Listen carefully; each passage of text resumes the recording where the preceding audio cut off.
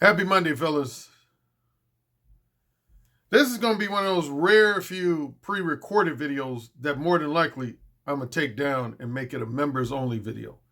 The only reason I'm doing this video is because usually when I do a YouTube live stream and I take it down and make it a members only video, I take about a 25 to 30 minute excerpt from that live stream and post it up to my YouTube channel the next day. But yesterday when I did my live stream, which was one of only 2 live streams I've done on a Sunday, I had a lot of microphone problems and sound problems. So I'm not able to just take an excerpt from that live stream. I'm going to have to basically repeat some of the stuff I talked about. So I'm going to talk about 2 things from my live stream from yesterday. One is, for the upteenth time, reiterating the true definition of what it means to be red pill. And then secondly, briefly touching on the 3 different categories of incels. If you're on my book, No Free Attention, then you already know the 3 categories. See, a lot of people think incels are just incels. No, there's actually 3 different categories of incels that are active in both the worldwide manosphere as well as the black manosphere. And I'm going to touch on that towards the end of this video. But first, I want to reiterate what it means to be red pill, because you got some, man, I think everybody knows by now. I get irritated when I hear people giving a lot of misinformation. Misinformation. Stuff that's just not in line with reality. Is highly invalid. And since I've been on YouTube, man, there's a lot of guys that refuse to keep it real when it comes to the description and definition of what it means to be red pill. I would make the argument that I'm one of only a handful of guys that keeps it 100% real when it comes to the various pill mindsets. Blue pill, red pill, purple pill, black pill. A lot of these other guys, man, they're giving these goofy, highly invalid definitions and descriptions of what it means to be red pill. So leave it to Professor Alan Roger Currie, the only dating coach in this mug who's taught a college level course. So I know what I'm talking about. None of y'all other people have taught no college level course on dating and relationships in the 21st century like I have. Yes, I'm bragging. I'm establishing my credibility and I'm bragging. Goddamn right I am. Some of y'all don't need to be talking, man. Y'all just talking this goofy stuff, man. Y'all ain't got no books. Y'all ain't never taught no college level class. You need to just shut up. Yeah, I'm starting off with an angry rant. Tired of this mess, man.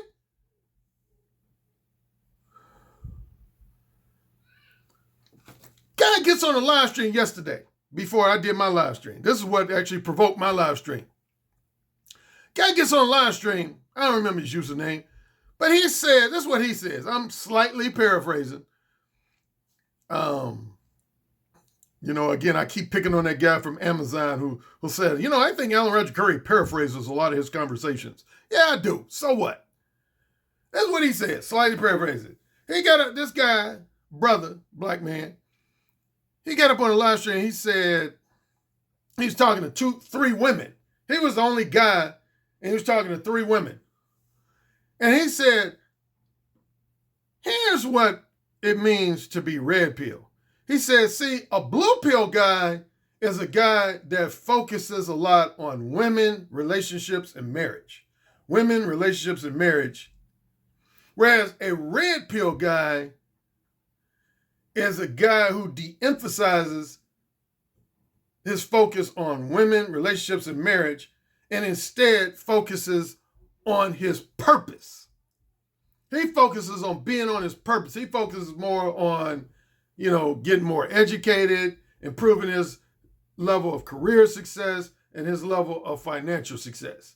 And he said, that's what it means to be red pill, which was total bullshit. Total bullshit. And what disappointed me more is that the three women on the panel actually nodded, co-signed in agreement with it. It was like, yeah, I would agree with that definition. I would agree with that description. And I was like, what? I'm going to have to calm myself down for the rest of this quarter. Man, I just hate hearing goofy stuff, man. Goofy, invalid. Man, let me just break it down to you again. Professor Alan Roger Currie, the one who's taught a college-level class about intersexual dynamics between men and women. Being on your purpose ain't got shit to do with being red pill. Nothing. Zero zilch. That has nothing to do with being red pill. You can be a blue pill man and be focusing on your education, your career success, and your financial success. You can be blue pill and focus on that. You can be purple pill and focus on that. You can be black pill and focus on that. Ain't got nothing exclusively to do with being red. Ain't got nothing to do with being red pill. Absolutely nothing. I don't know where this guy got that from.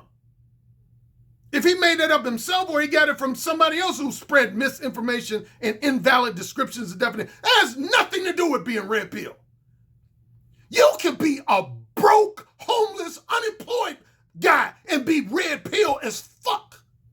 Real talk. Real talk. You can be broke, unemployed, uneducated, and be red pill as fuck. Red pill ain't got nothing to do with your level of education, your level of career success, or your level of financial success. It has nothing to do with that. Nothing. Zero. Man, I could name times in my life when I was broke and unemployed and I was more red pill than 99% of guys on planet Earth. Drops mic, drops mic, drops mic.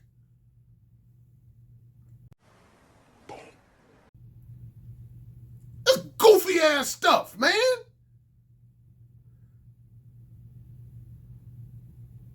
See, some of y'all don't give the real definition of red pill because deep down in your hearts, you can't accept it. That's why you got red pill rage. That's why you have guys who suffer from what's known as red pill rage. Here is the start. I'll start with blue pill. What does it mean in real practical terms to be blue pill? When you're blue pill,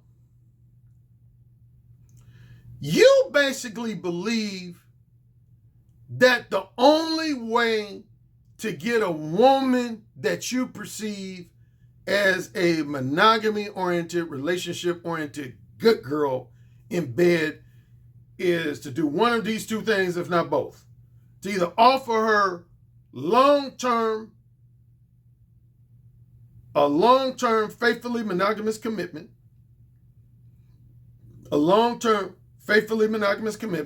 by giving her the title of wife, fiance, or at minimum girlfriend. And or you believe that you, on top of the commitment, you have to offer that woman some degree of financial provision. Offer to take care of her financially. If you two decide to have kids, take care of the kids financially, etc. That's a blue pill guy. Okay? You got that? I'm going to oversimplify all the pills. That's the oversimplified definition and description of blue pill.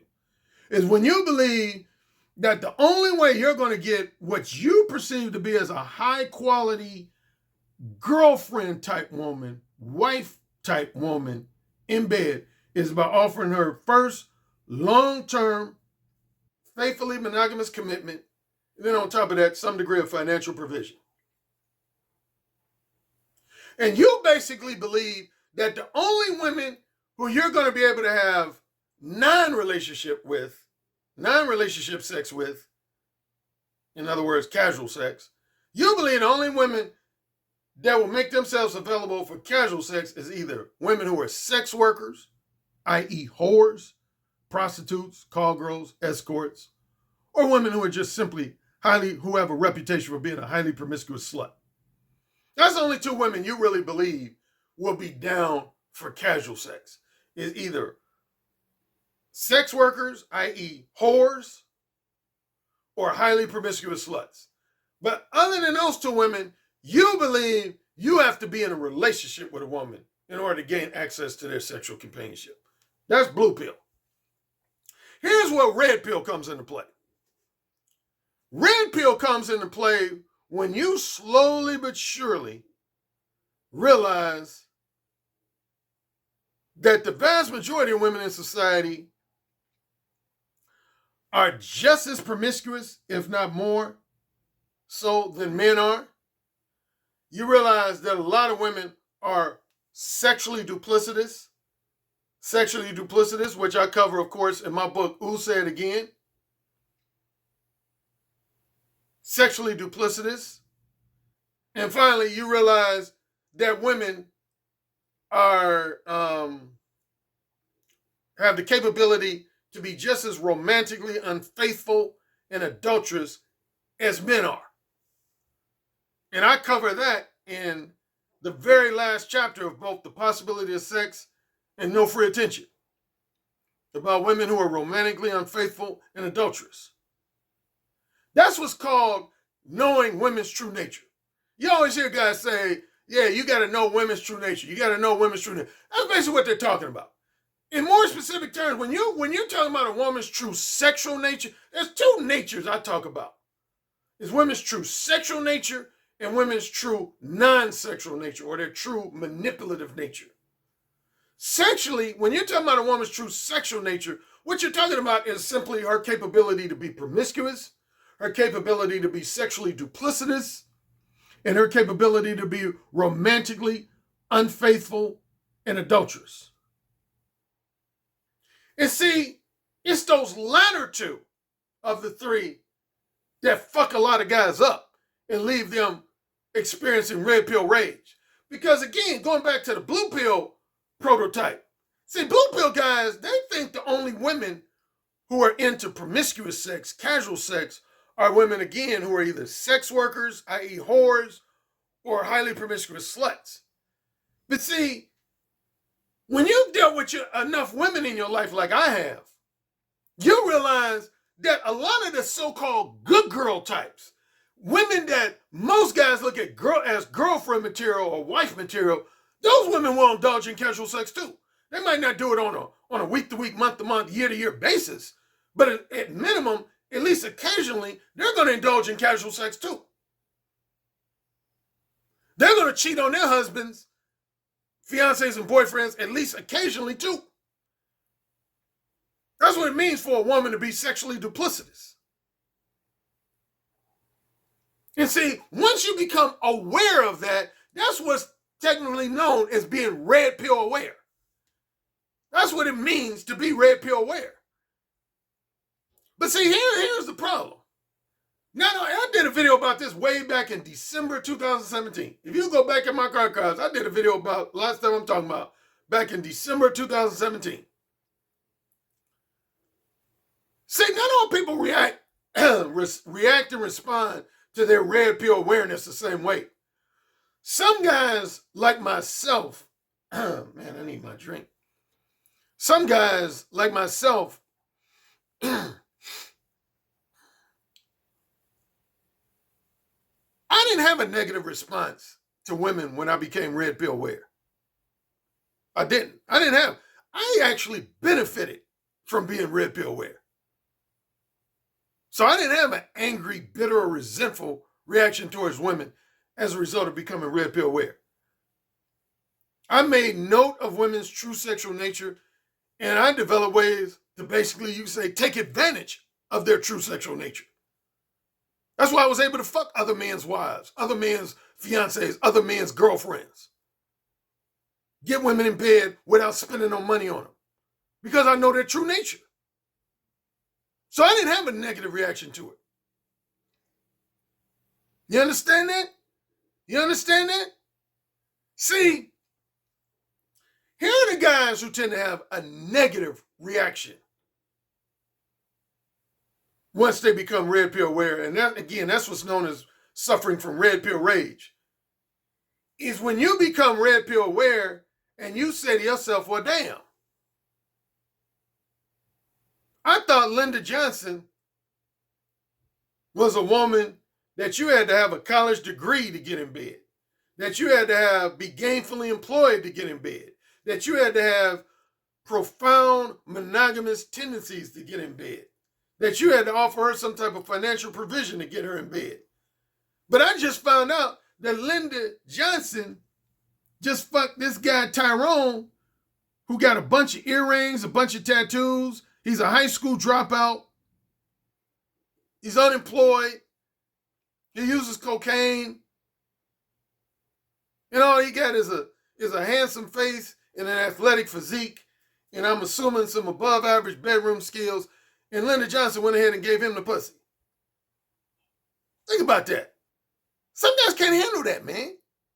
Elliot Rodger was in that category. He couldn't handle that type of stuff. A lot of guys can't. If you're a guy who was socially conditioned to believe that the only way you was going to get the beautiful, sexy, good girl types in bed was by having your shit together education-wise, having your shit together career-wise and financially, being a monogamy-oriented gentleman,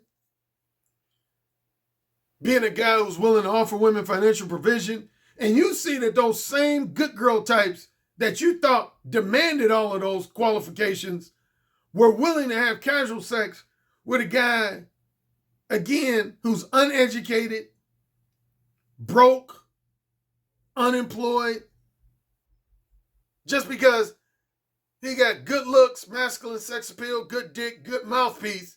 You're like, what the fuck?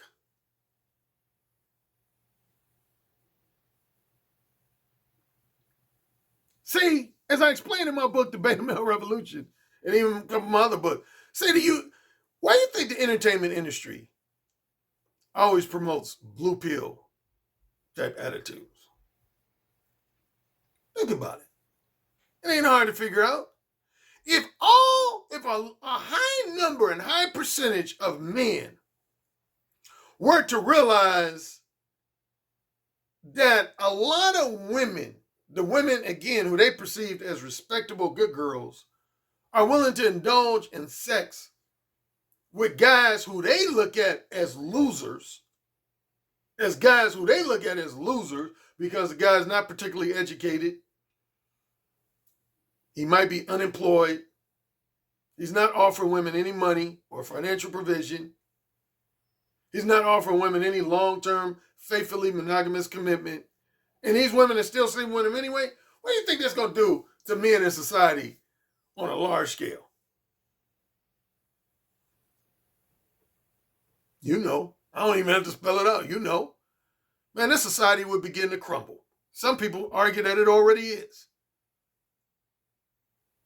Because men are going to become unmotivated. They're going to be like, well, damn. What's the point of me making good grades in school and getting a high school diploma and a college degree if a guy who's a high school dropout going to be getting more quality pussy than me? What's the point of me being gainfully employed, working my ass off 60 hours a week, if a guy who's at home playing on his PlayStation or his Xbox is going to be getting more pussy than me?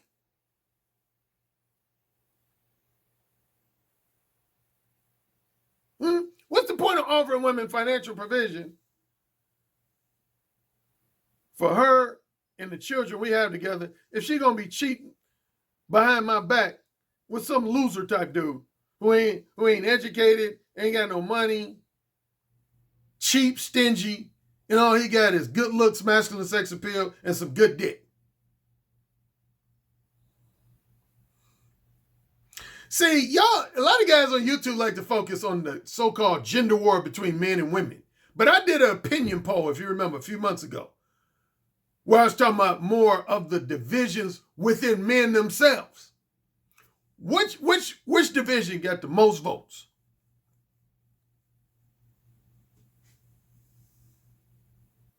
Which division got the most votes? I'm telling you, as it relates to being red pill, man. See, man, here's the biggest division in the worldwide manosphere and the black manosphere among men themselves.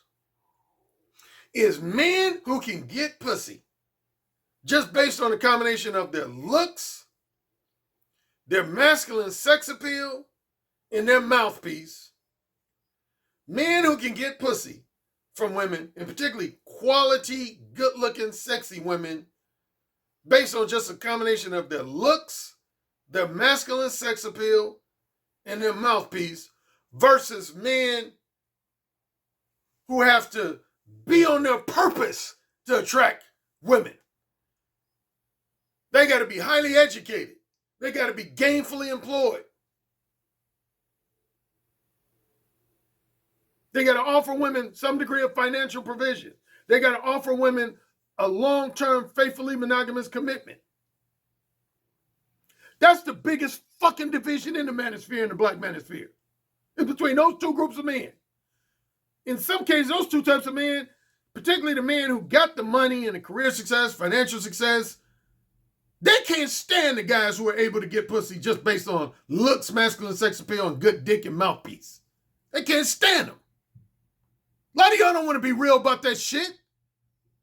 I know it's real because I've been the recipient of that hatred. I've been the recipient of that type of hatred. Because honestly, I'll keep it real. I've gotten, particularly when I was younger and even in my older years to a lesser degree, but I've gotten a lot of my pussy just based on my looks, my masculine sex appeal, and my mouthpiece, and my bedroom skills. I ain't getting no pussy by spending a bunch of money on women or offering to be their boyfriend or future husband. I told women I wanted to fuck them, and they said yes. They gave me the pussy without me taking them to lunch, without me taking them to dinner, without me taking them to a movie. Because of my looks, my masculine sex appeal, and this powerful ass, ultra seductive mouthpiece. You don't think that makes some guys in society feel some kind of way when they find out?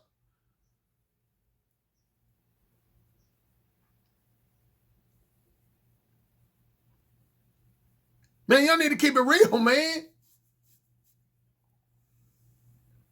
This other guy was talking about being red pill means focusing on your purpose, which means focusing on, your education, your career, your finances. I ain't got shit to do with red pill, man. Red pill is when you recognize that all the things you were taught by your mother, father, or both about what attracts women ended up being bullshit. That's what you're upset about, is when you realize, most mothers tell their sons, my own mother told me this, most mothers tell their sons to study hard in school, make good grades, get their high school diploma, and in many cases go on to college and get an undergraduate degree, get a professional degree. And my mother basically, in one way or another, would say, if you take care of your academics, that's when the door will be open for you to attract a lot of high-quality women. But again, see, here's the reality. There's a lot of high-quality, quote-unquote, high-quality women that would give pussy to a motherfucker who made bad grades in school. Who's in between jobs. Who doesn't have a car and riding the bus.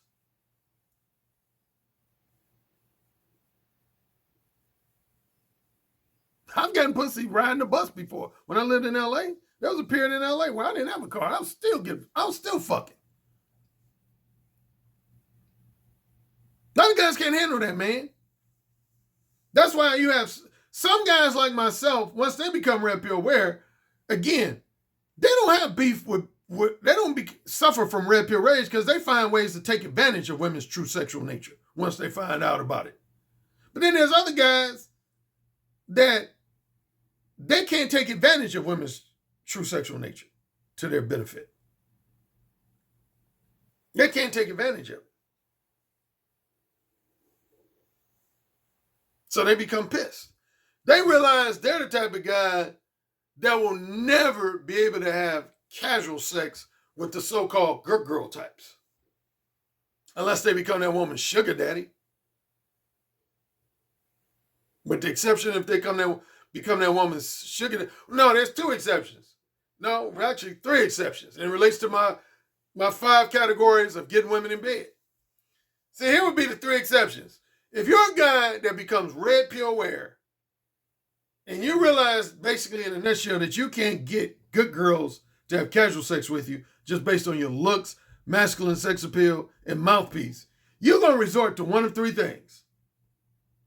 You're going to resort to category number 3, indirect verbal game. And you're going to proceed to lie to women and give women a misleading impression that you do want to be their next long-term boyfriend or future husband. But then once you get the pussy, you're just going to dump them. That's what's called hit it and quit it or pump and dump. You're just going to dump them. That's your one option. Number 2 option, you're going to resort to transactional sex. Offer to become a woman's sugar daddy. Wine and dine women. Third, you might get so frustrated that you resort to using drugs, alcohol, or physical force, and you're going to resort to date raping women. See, a guy who can pull women for casual sex just based on his looks, his masculine sex appeal, and his mouthpiece, and his reputation for having above average bedroom skills, he's never going to resort to category 3, category 4, or category 5. He's never going to resort to that. He's only going to resort to category number 1 and category number 2. Category number 1 and category number 2. He ain't going to fuck with category number 3, category number 4, category number 5. Ever. You understand that? You understand the real of being red pill? For a lot of guys, man, becoming red pill aware is a shock to their system. It totally obliterates all their previous social programming and cultural conditioning. And for a lot of guys, man, again, it leaves a lot of guys fucked up.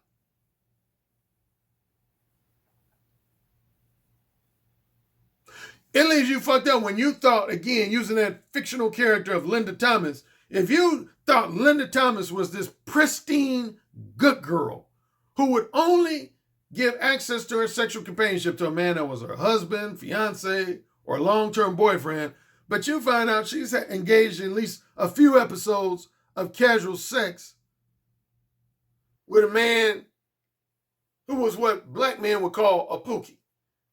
Bunch of earrings, bunch of tattoos, didn't finish high school, might be a drug dealer. Linda Thomas fucking a drug dealer instead of you, Mr. College Educated. Red pill rage, brother. Red pill rage. Now, moving on to the second topic I talked about in my live stream yesterday is incels. A few people have been talking about incels because there was a report that came out saying that incels are a rising threat to society.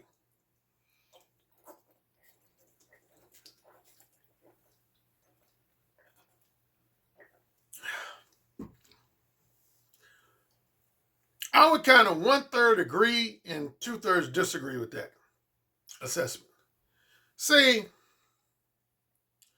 some people think all incels are just alike. No, they're not. No, they're not. If you own my book, No Free Attention, I talk about the 3 categories of incels. First, what is an incel? The most basic definition of incel is a guy who's involuntarily celibate. Involuntarily celibate. I'm going to break it down a step further. Here's what an incel is. An incel is a guy that has gone a long time without getting laid because he cannot seem to successfully get the women that he really wants in bed. So, an incel is not so much a guy who just can't get laid, period. That's a common misinterpretation of an incel. Incel is not so much a guy who can't get laid, period. Because realistically, all guys can get laid if they got the money with a sex worker. That's why you have prostitution. All guys can get laid with a woman who's some type of sex worker, such as a street prostitute, a professional call girl, or an upscale erotic escort. All men can get laid with a woman in that category. I mean, it's rare if you're a man when you're not going to be able to get laid with a sex worker. You would have to either be, if you can't get laid with a sex worker, that would mean you either extremely broke or repulsively unattractive, or your behavior is just incredibly weird and creepy. One of those three.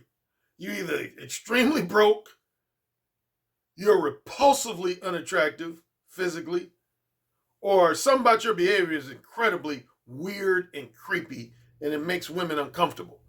That's the only three reasons you won't be able to have sex with a sex worker. But see, a lot of incels don't want to have sex with sex workers. I know that from being on, when I used to be on PUA Hate. A lot of incels would express that. A lot of incels, they don't want to have sex with a sex worker. They don't want to have sex with a sex worker.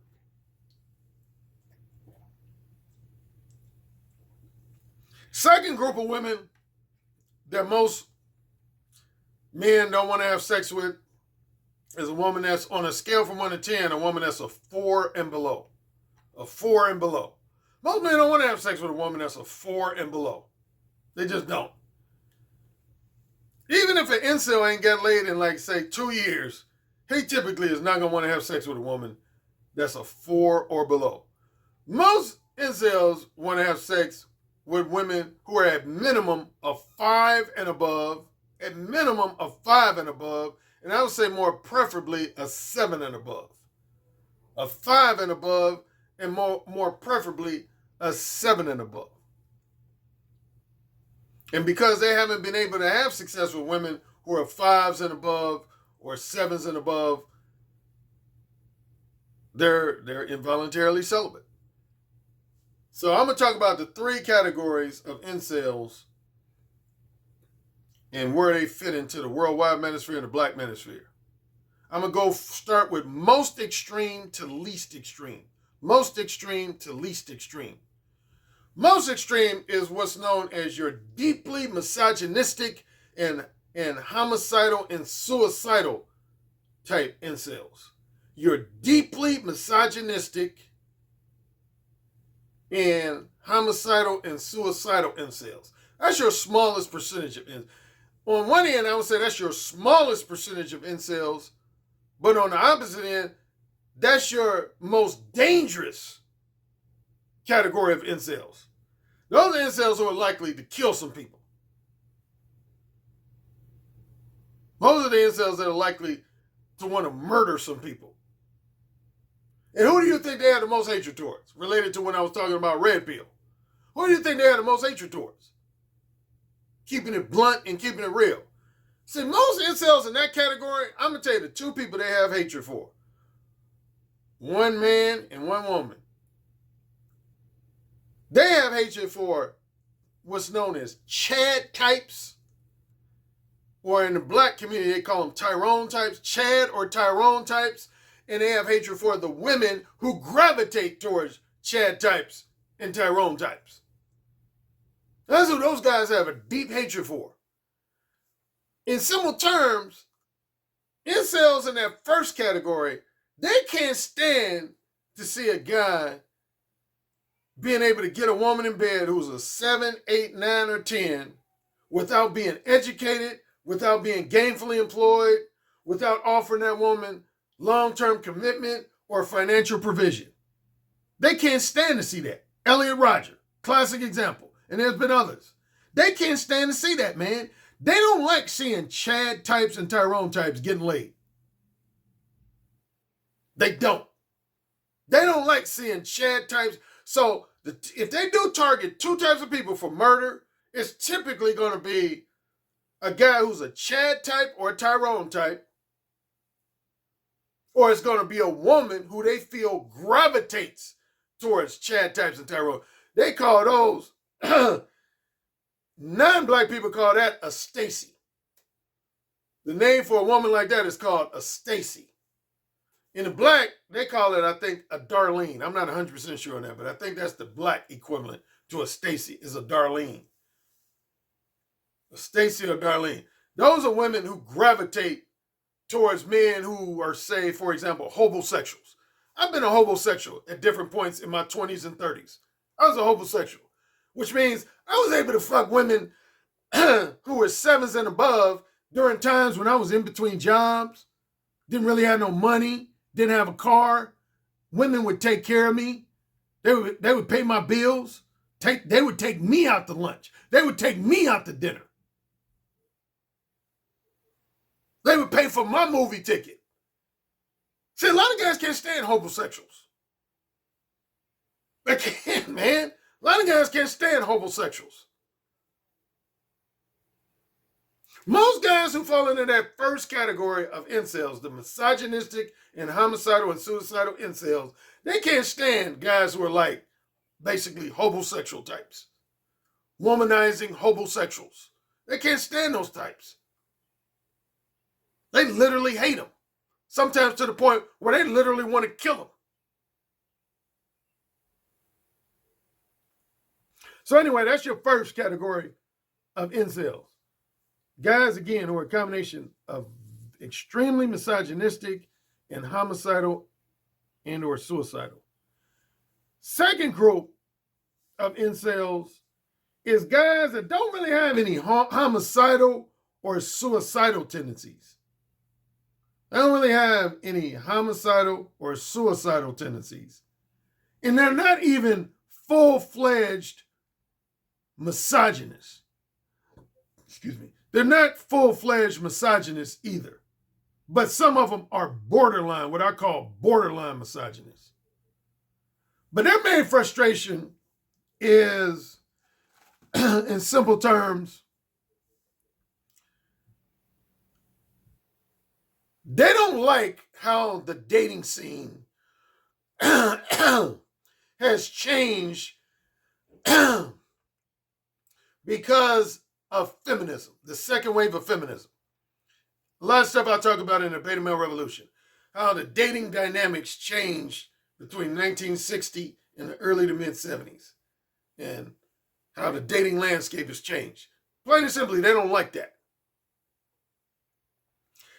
In more specific terms, they don't like seeing how women have become more masculine in many cases, less submissive in many cases, more financially hypergamous and sexually hypergamous, more sexually duplicitous.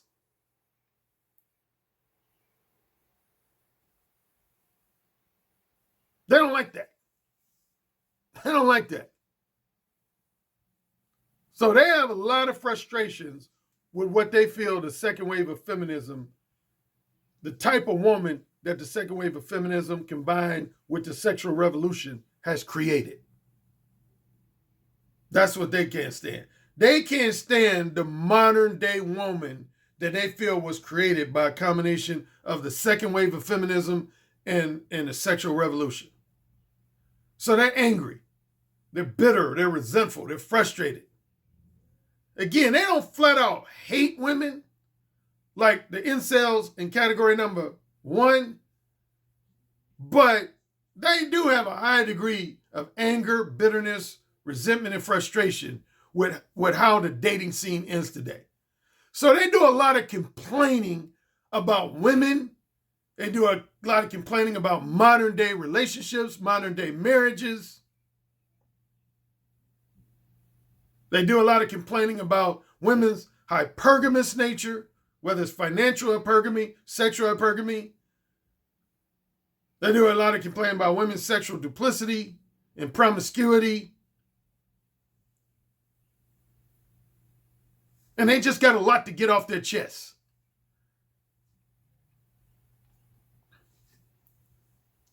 That's category number 2 of incels.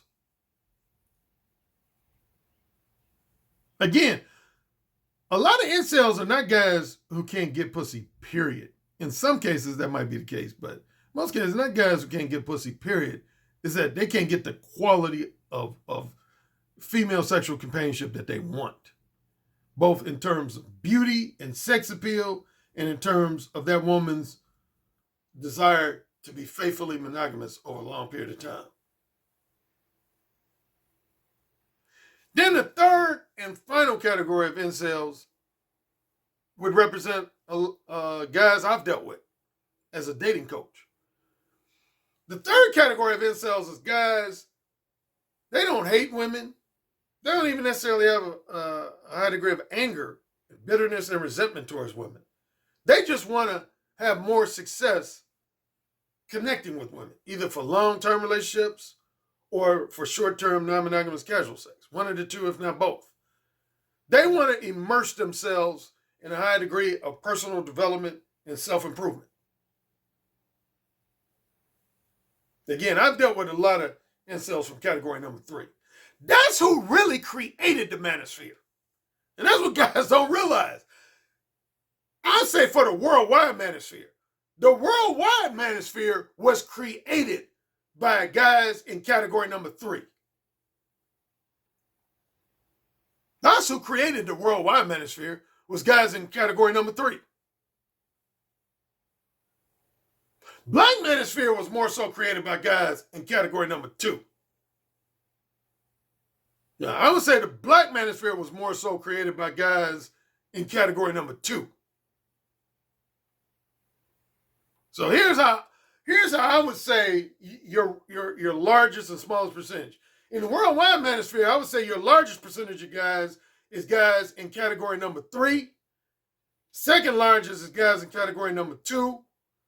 And the smallest percentage of guys is guys in category number 1. Black manosphere, I would say the largest percentage is guys in category number 2. Second largest is guys in category number 3. And the smallest percentage is guys in category number 1. Extremely small percentage in the black manosphere of guys in category number 1. There you have it. That's the real talk about both red pill and incels and all, instead of all this goofy, invalid shit these guys come on their videos and live streams talking about, stuff that ain't in line with reality. Don't try to act like there's not male versus male hatred in this space. Guys be talking about, oh man, we all brothers and we all in this together. That's bullshit. That is bullshit. There are one group of men in the manosphere and black manosphere that can't stand other groups of men in the manosphere and black manosphere. They ain't gonna never get along. Again, if I had to highlight the main division that was revealed in that opinion poll I did on my community page, is there's a lot of guys who can't stand men who are what I would call womanizing homosexuals. Womanizing homosexuals. They can't stand guys like that. Their simple term for guys in that category, they call them fuck boys. They call them fuck boys. A lot of guys can't stand fuck boys, man. Basically, guys who are able to get pussy just based on their looks, their masculine sex appeal, their verbally smooth and verbally seductive mouthpiece, but those guys are not particularly educated. Those guys are not really gainfully employed, and those guys don't have anything to offer in the way of long-term, faithfully monogamous commitment or financial provision. But they still scoring a lot of pussy. A lot of guys can't hate guys. They hate guys like that. They hate guys like that, man. Be real about that shit, man. Be real with yourself about that shit. Again, I know it's real because I've been a recipient of that hatred. And I know other guys that have.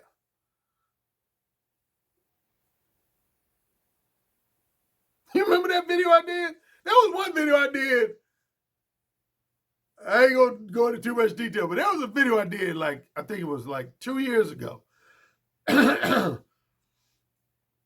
It was directed at my haters. And at one point in the video, I know I got under people's skin. Because I said, I know there's a group of guys, you hate me. Because I'm able to get pussy just based on my facial looks, just based on my mouthpiece. But I ain't never had to take a woman out on no date to have my dick in her mouth. I never had to spend no money on a woman to get my dick in her mouth. I ain't never even had to be employed to have my dick in her mouth. And I said, I look right in camera. I said, I know there's a percentage of y'all that can't stand me because of that shit. Because that shit's real. That shit's real, man. Quit giving all this sugar-coated bullshit, man, out here, man. Keep shit fucking real.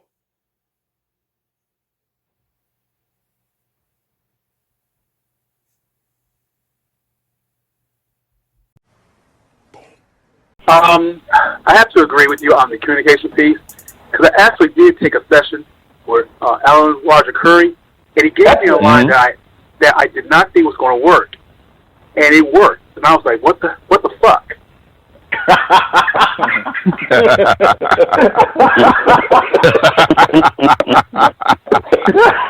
my God! Man, he's the master. He's the master of the verbal seduction. He got that communication piece down pat. It really worked. Yeah. It just simply worked, and I just didn't think it was going to work at all. Some guys have natural handles. Some guys have a better natural shot, but you can always improve your shot. And sex is damn sure something you can fucking learn. Look, dude, you want to learn how to talk better? I'm hiring Alan Roger Currie to get my dirty talk game on, because it's always been something I want to get better at. Verbal seduction, man. I'm like, clearly, this guy's the Michael Jordan of seduction. Like, come on now.